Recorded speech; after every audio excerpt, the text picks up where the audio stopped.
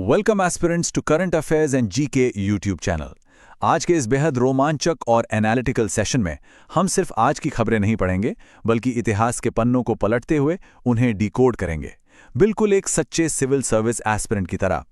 आज के हमारे इस डोजियर में अर्थव्यवस्था की पेचीदगियों से लेके ग्लोबल जियोपॉलिटिक्स और साइंस के वो कटिंग एज टॉपिक शामिल हैं जो आपके मेंस और प्रीलिम्स एग्जाम्स में सीधे तौर पर टकराने वाले हैं। तो अपनी नोटबुक्स बिल्कुल तैयार रखिए, क्योंकि ज्ञान का ये सफर बहुत ही तेज, सटीक और शानदार होने वाला है। चलिए शुरू करते हैं।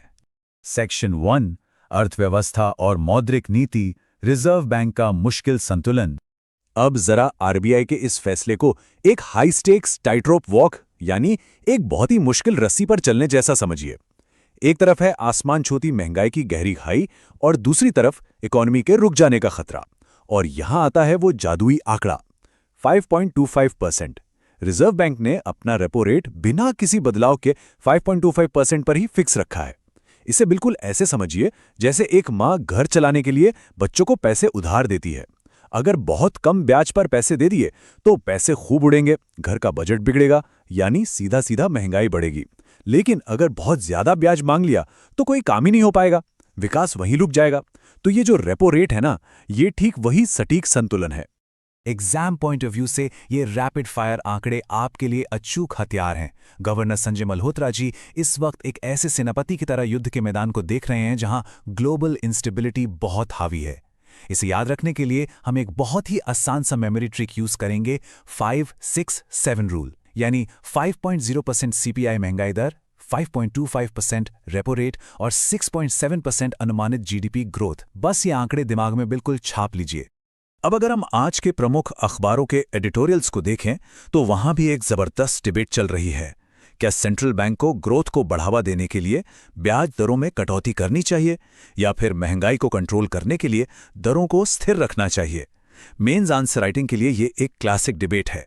देखिए, नीतियां कभी भी ब्लैक एंड व्हाइट नहीं होती, वो हमेशा ग्रे एरिया में काम करती हैं, जहां विकास और स्थिरता के बीच एक बहुत ही बारीक तालमेल बैठाना पड़ता है। सेक्शन 2, वैश्विक भू राजनीति और इंटरनेशनल रिलेशंस, सैंक्शंस और ट्रेड वॉर।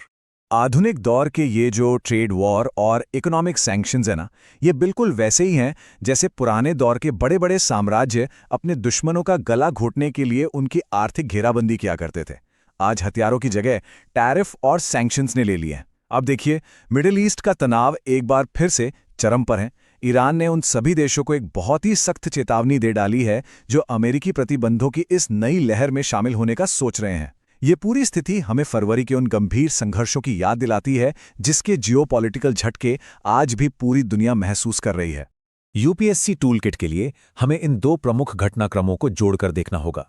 एक तरफ अमेरिका अपने ही पड़ोसी कनाडा पर 100% टैरिफ और ऑटो इंपोर्ट्स पर 50% टैरिफ लगाने की धमकी दे रहा है, और दूसरी तरफ मिडिल ईस्ट में ईरान के प्रतिबंधों का मुद्दा गरमाया हुआ है। ये साफ तौर पर हमारी बिखरती हुई ग्लोबलाइज्ड इकोनॉमी का एक बड़ा संकेत है।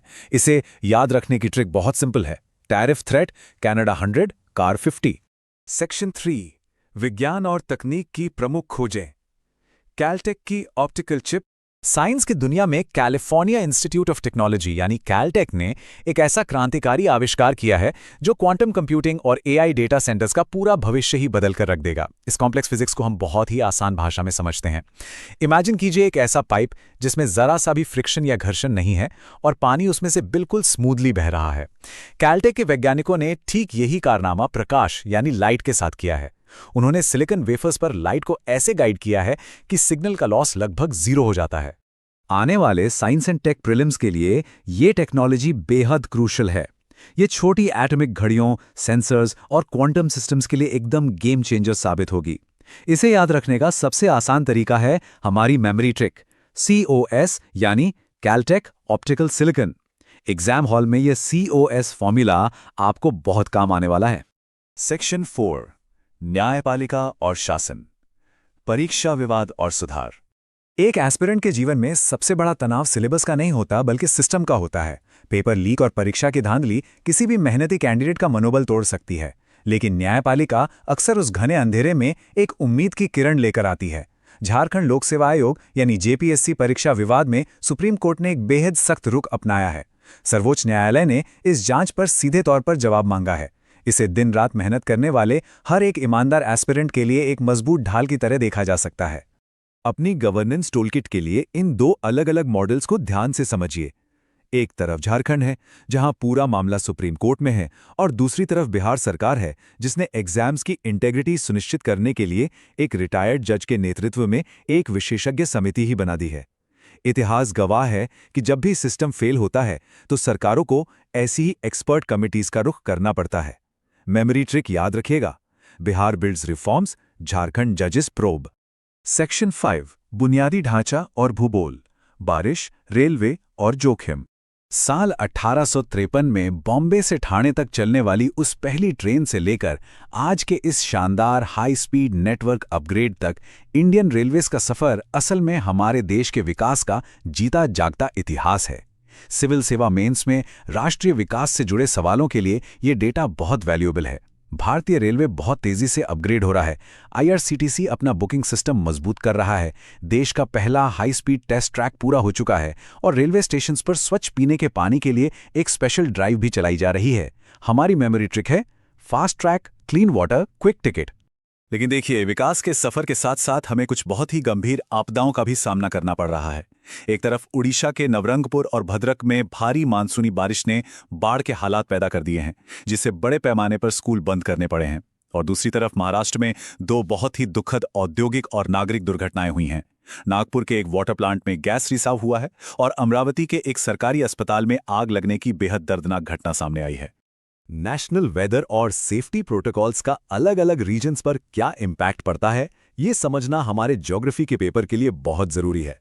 रैपिड रिवीजन के लिए बस इतना याद रखिए कि नागपुर प्लांट की वो इमरजेंसी असल में क्लोरीन गैस लीक होने की वजह से हुई और उड़ीसा के स्कूल भारी बारिश के चलते बंद है। इसे हम इस सिंपल सी मेमोरी ट्रिक से याद रखेंगे, Orissa overflow, Nagpur noxious. Section 6 rapid fire quiz, test your mettle. चलिए, अब समय आ गया है आपके ज्ञान को कसौटी पर कसने का। ये 5 सवालों का रैपिड फायर क्विज आपके कॉन्फिडेंस को बिल्कुल फौलाद बना देगा। पहला सवाल, वित्तीय वर्ष 27 के लिए RBI की अनुमानित GDP विकास दर क्या है? 3, 2, 1 और बिल्कुल सही जवाब है 6.7%। यहां हमारा वो 567 रूल काम आता है। बढ़ते हैं दूसरे सवाल की ओर। किस राज्य ने हाल ही में परीक्षा सुधारों के लिए एक जज के नेतृत्व में विशेषज्ञ समिति का गठन किया है? 3, 2, 1 और जवाब है बिहार। बिल्कुल सही, याद रखा आपने, बिहार बिल्ड्स रिफॉर्म्स। अब तीसरा सवाल, साइंस की दुनिया से। कैलटेक का नया इन्वेंशन किस प्रकार के चिप्स पर फाइबर ऑप्टिक परफॉर्मेंस को मुमकिन बनाता है? जरा उस बिना फ्रिक्शन वाले पानी के पाइप की एनालॉजी को याद कीजिए। 3, 2, 1 और सही जवाब है सिलिकॉन चिप्स। चौथा सवाल हमारी जियोपॉलिटिक्स से। हाल ही में किस देश ने अमेरिकी प्रतिबंधों में शामिल होने के खिलाफ दुनिया के अन्य देशों को एक बहुत ही कड़ी चेतावनी दी है? 3, 2, 1 और सटीक जवाब है ईरान। और ये रहा आज का आखिरी सवाल, आपके भूगोल और डिजास्टर मैनेजमेंट के ज्ञान को परखने का समय। नागपुर वाटर प्लांट में किस गैस के एक्सपोजर से इमरजेंसी वाली स्थिति पैदा हुई थी? 3, 2, 1 सही जवाब है क्लोरीन गैस। इस क्विज में आपका स्कोर चाहे जो भी रहा हो, याद रखिए सिविल सर्विसेज की तैयारी का यह सफर कभी-कभी बहुत भारी और तनाव से भरा लग सकता है, लेकिन इतिहास के इस महान विचार को हमेशा अपने जहन में रखिएगा। सफलता अंतिम नहीं है, विफलता घातक नहीं है। ये तो बस आगे बढ़ते रहने का साहस है जो असली मायने रखता है। बस यही निरंतर मेहनत आपको आपकी मंजिल तक ले जाएगी। आज के इस रैपिड फायर क्विज का अपना स्कोर मेरे साथ जरूर शेयर कीजिएगा। Please leave an aspirants comment in the comment box. आज के इस बेहतरीन सेशन में हमारे साथ जुड़ने के लिए आपका बहुत बहुत धन्यवाद। अपनी पढ़ाई जोरों पर जारी रखिए और कदम बस आगे बढ़ते रहने चाहिए।